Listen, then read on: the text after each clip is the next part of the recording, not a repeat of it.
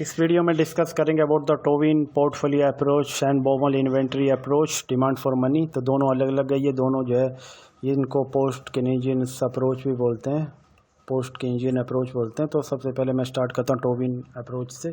तो इसमें टोविन क्या बोलते हैं कि पोर्टफोलियो जो है इंडिविजुअल का जो असेट्स का पोर्टफोलियो किसे मनी और बॉन्ड से कंसिस्ट करता है। तो इन्होंने थोड़ा सा कंट्राडिक्ट इनको किया था। कीन्स ने जो स्पेकुलेटिव डिमांड फॉर मनी बताया था, तो स्पेकुलेटिव डिमांड जो होता है मनी के लिए उसको या फिर मनी फॉर्म में रखा जाता है या फिर बॉन्ड में रखा जाता है। ओके, या फिर मनी में होगी या बॉन्ड में होगी, तो मार्केट का कंडीशन पे डिपेंड करता है वो। तो टोविन ने इनको कंट्राडिक्ट किया था। तो टोविन ने बताया कि ऐसा नहीं होता कि आप जो आपके असेट्स है उसको आप मनी के फॉर्म में रखेंगे या बॉन्ड में रखेंगे। इन्होंने बताया कि दोनों का कम्बिनेशन में होता है। कुछ पार्ट जो है मनी के फॉर्म में रखा जाता है और कुछ पार्ट बॉन्ड के फॉर्म में रखा जाता है। ओके, तो इससे बैलेंस हो जाता है। आपको पता है मनी आपके पास होगा, कैश में आपके पास असेट्स होंगे, तो उसका रेट ऑफ इंटरेस्ट नहीं आएगा तो आपको एक अपॉर्चुनिटी कॉस्ट आ जाएगा। और पर ये सेफ़ आपका होगा, मनी असेट्स आपका सेफ होगा। और बॉन्ड में आप करेंगे तो ये रिटर्न अर्न करेगा, तो इससे क्या होगा, आपका रिस्क फैक्टर भी इसमें होगा। तो इन्होंने बताया था कि सेफ प्लस जो रिस्की असेट्स जो होते हैं उनके बीच में बैलेंस बना के जो है इंडिविजुअल चलेगा, उसके अकॉर्डिंगली उन असेट्स को डिस्ट्रीब्यूट करेगा। ओके, तो इस तरह से जैसे आपको पता है कि जो बॉन्ड जो है उस पर भी इन्वेस्ट किया जाता है, तो बॉन्ड में रेट ऑफ रिटर्न इंक्रीज हो जाता है। बॉन्ड में रेट ऑफ रिटर्न इंक्रीज हो जाता है तो डिमांड फॉर मनी जो है डिक्रीज हो जाती है, क्योंकि अपॉर्चुनिटी कॉस्ट बढ़ जाती है। इंडिविजुअल देखेगा कि वो मार्केट में इन्वेस्ट करके ज़्यादा रिटर्न ले सकता है, तो वो डिमांड फॉर मनी कम करेगा। अगर मार्केट में बॉन्ड का रिटर्न कम है तो उसको पता है कि अभी मार्केट में अच्छा पैसा नहीं कमाया जा सकता, तो वो क्या करेगा, डिमांड फॉर मनी कैश के लिए ज़्यादा डिमांड करेगा।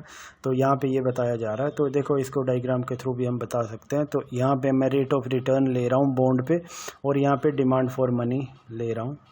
ओके, ये डिमांड फॉर मनी है। तो आपको पता कि जैसे ये यहाँ पे मैं ले रहा हूँ, ये रेट ऑफ रिटर्न आर है और जो है ये डिमांड फॉर मनी एम में। जैसे रेट ऑफ रिटर्न R1 हो गया तो डिमांड फॉर मनी इंक्रीज़ हो गया, क्योंकि यहाँ पे अपॉर्चुनिटी कॉस्ट भी हमारी कम हो गई। तो इस तरह से आपने देखा यहाँ पे किस तरह से ये इन्वर्स रिलेशनशिप बता रहा है, return on the bond and the demand for the money. Okay, तो यहाँ पे आप समझ लो कि ये हमारा जो है टोविन ने बताया था, क्या बताया था, कम्बिनेशन में रखना हमें मनी, कुछ पार्ट मनी में रखा जाएगा, कुछ पार्ट बॉन्ड में रखा जाएगा। और कीन्स क्या बताते थे, या फिर मनी के फॉर्म में ही रखा जाएगा या फिर बॉन्ड में रखा जाएगा। जो टोविन ने बताया कि ये इनकरेक्ट स्टेटमेंट है। ओके, और जो है ट्रांजैक्शन डिमांड फॉर मनी जो होती है वो भी रेट ऑफ इंटरेस्ट से अफेक्ट होती है। आगे चलते हैं कि बोमल का इन्वेंट्री अप्रोच देखते हैं। तो देखो यहाँ पे क्या, transaction demand for money is not independent of rate of interest. देखो कीन्स ने क्या बताया था, जो ट्रांजैक्शन के लिए जो हमारी डिमांड करते हैं, ट्रांजैक्शन डिमांड फॉर मनी है, फिर इसके बाद हम प्रिकॉशनरी पर्पज़ के लिए जो डिमांड फॉर मनी करते हैं वो रेट ऑफ इंटरेस्ट से अफेक्ट नहीं होती है, रेट ऑफ इंटरेस्ट से अफेक्ट नहीं होती है। वो किससे अफेक्ट होती है, हमारी इनकम से अफेक्ट होती है। पर बोमल ने क्या बताया है कि इन्वेंट्री अप्रोच के थ्रू कि रेट ऑफ इंटरेस्ट हमारी ट्रांजैक्शन डिमांड फॉर मनी है उसको भी अफेक्ट करता है।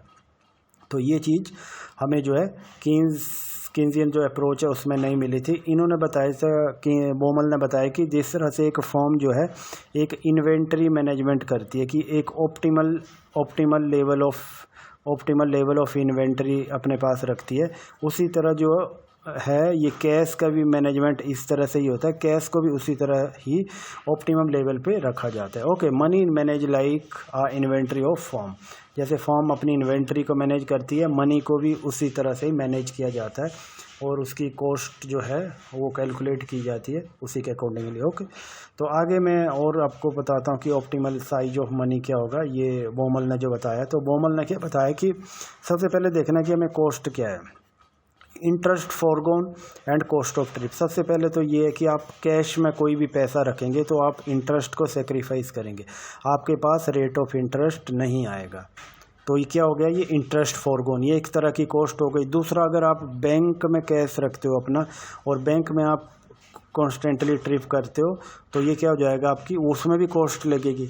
तो एक जो है आप अपने पास कैश में पैसा रखोगे उसमें भी कॉस्टिंग लग रही है। ओके, अपॉर्चुनिटी कॉस्ट हो रही है। दूसरा, आप बैंक में रखते हो तो बैंक को आपको फ्रिक्वेंटली विजिट करना पड़ेगा, उसमें भी कॉस्ट लग रही है। तो आप अपने पास जो पैसा रखते हैं उसमें क्या कॉस्टिंग होती है, यहाँ पे देखो एवरेज कैश आप अपने पास कितना रखते हो। एवरेज कैश का फॉर्मूला है ये, वाई आपकी टोटल इनकम है, ओके, और आप एन है मतलब आप कितनी विजिट करते हो आप बैंक में, और 2, ये इससे हमारा एवरेज जो है एवरेज कैश का पता लग जाता है। आप एवरेज कैश आपके पास जितना है और रेट ऑफ इंटरेस्ट से मल्टीप्लाई कर दोगे आप, तो आपके पास पता लग जाएगा आपको कि आपने कितना इंटरेस्ट फॉरगोन किया है या सेक्रीफाइस किया है। मैं आपको एक एग्जांपल के थ्रू बताता हूँ। जैसे आप ये आपके पास आ गया, आपने मंथ के स्टार्टिंग में आपको सैलरी मिला, आपने पूरा कैश में रख लिया, तो मंथ के एंड तक आते आते आपके पास कैश 0 हो जाएगा। तो ये स्टार्टिंग और लास्ट पॉइंट 2 पॉइंट हो गए, तो इनका एवरेज निकालेंगे।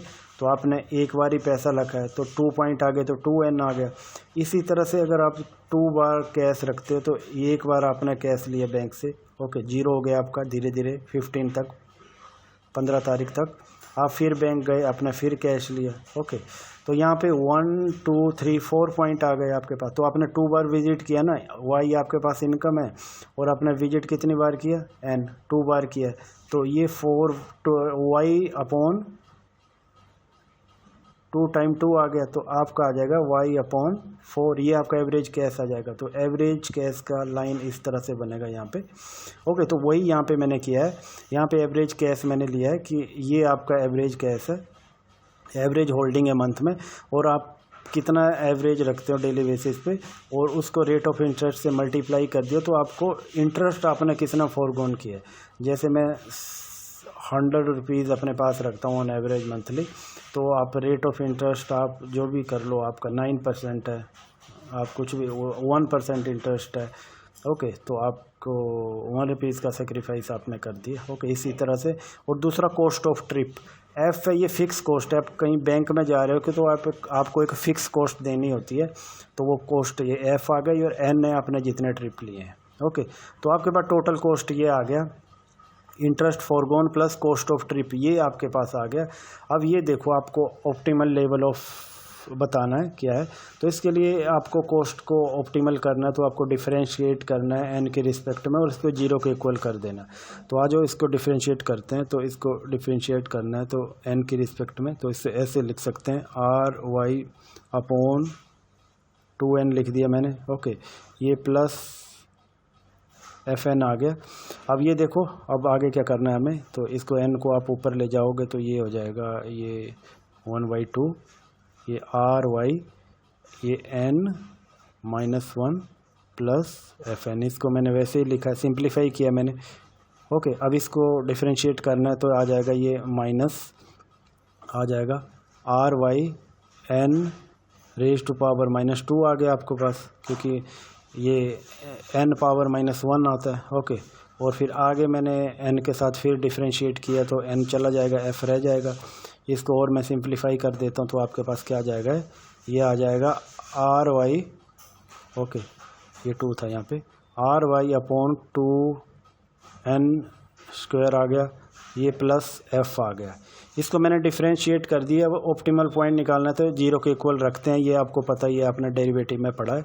तो इसको 0 को इक्वल रख दिया, तो ये क्या आ जाएगा मेरे पास, आर वाई आ गया upon 2n² plus f is equal to 0, okay. तो इसको आप ऐसे भी लिख सकते हो, 2y प्लस ये 2n² f is equal to 0, ऐसे आ गया। अब ये देखो, अब हमें क्या करना है, यहाँ पे n को सेपरेट करना है और दूसरे को अलग करना है, ये माइनस में है यहाँ पे, ओके। तो यहाँ पे आप लिख सकते हो ऐसे कि ये आ गया आपके पास 2n² f is equal to R Y, और n को आप यहीं पे ही रखोगे यहाँ पे, तो ये n² रह जाएगा, और आगे चला जाएगा तो क्या हो जाएगा, ए आर वाई अपॉन, ये आ जाएगा आपके पास 2f आ गया आपके पास, ये क्या वैल्यू आ गई, 2f की वैल्यू आ गई यहाँ पे। अब 2f की वैल्यू आ गई तो इसको, ये n स्क्वायर है तो इसको आप सबको जो है अंडर रूट में ले लेंगे तो क्या आ जाएगा, n इज इक्वल टू ये आर वाई, सॉरी अब इसको कहाँ लिखेंगे हम, तो यहाँ पे मैं लिखता हूँ इसको। ये हमारे पास क्या आया था, ये आया था हमारे पास n square is equal to R Y upon R rate of interest है, वाई इनकम है, ये आ जाएगा 2f। अब इसको दोनों को अंडर रूट में ले लेंगे तो ये n रह जाएगा, अंडर रूट में लेंगे तो, और ये ऐसे आ जाएगा, ये आर वाई अपॉन 2f। ये हमारा आ गया नंबर ऑफ विजिट्स जो हमें करनी है, वो आ गया हमारे पास आर वाई अपॉन 2f। ये हमारा आंसर आ गया। तो इतना हमें नंबर ऑफ विजिट आ गया हमारे पास n वाला। अब ये देखो हमें क्या करना है कि हमें एवरेज होल्डिंग कितनी रखनी है। एवरेज होल्डिंग का मैंने आपको बताया था कि एवरेज होल्डिंग कितनी है हमारी, एवरेज जो मनी जो हमें अपने पास रखना है वो क्या है, y अपॉन 2n जो मैंने आप बताया था। अब n की जगह में ये n का वैल्यू सब्स्टिट्यूट करना है, तो n का वैल्यू सब्स्टिट्यूट करेंगे तो क्या आ जाएगा, ये आ जाएगा हमारे पास n का वैल्यू है 2y, ये 2f ये आ गया, और ये हमारा वैसे ही रहेगा, ये y अपॉन ये 2 आ गया। और इसको और आगे सिंप्लीफाई करेंगे, तो सिंप्लीफाई करेंगे तो क्या आ जाएगा, इसको हम ऐसे भी लिख सकते हैं कि y हमारा बाहर है तो इसको अंदर ले जाएंगे, ये 2f ऊपर चला जाएगा, 2f ऊपर चला जाएगा, तो इसको हम ऐसे भी लिख सकते हैं वाई स्क्वायर। देखो हम इसको अंदर लिखेंगे, इसके अंदर अंडर रूट के अंदर ले जाना तो इसको स्क्वायरिंग कर देंगे और आ जाएगा हमारे पास ये 2f अपॉन ये 2 अंदर चला जाएगा तो ये 4 आ जाएगा, और ये 2 और ये आर वाई तो हमारे पास ऐसा ही रहेगा। तो ये हमारे पास आ गया। इसको और सिंप्लीफाई करेंगे तो क्या आ जाएगा, ये 1y से ये 1y कट जाएगा, ये 2 से 2 कट जाएगा, 2 आ जाएगा। ओके, ये 2 आ गया। अब हमारे पास क्या बचा, ऊपर बचा हमारे पास yf, और नीचे क्या बचा हमारे पास, ये 2r। तो ये हमारा जो है एवरेज होल्डिंग हमें मनी की जो रखनी है उसका आंसर ये आ जाएगा। ओके दोस्तों, थैंक्स फॉर वॉचिंग।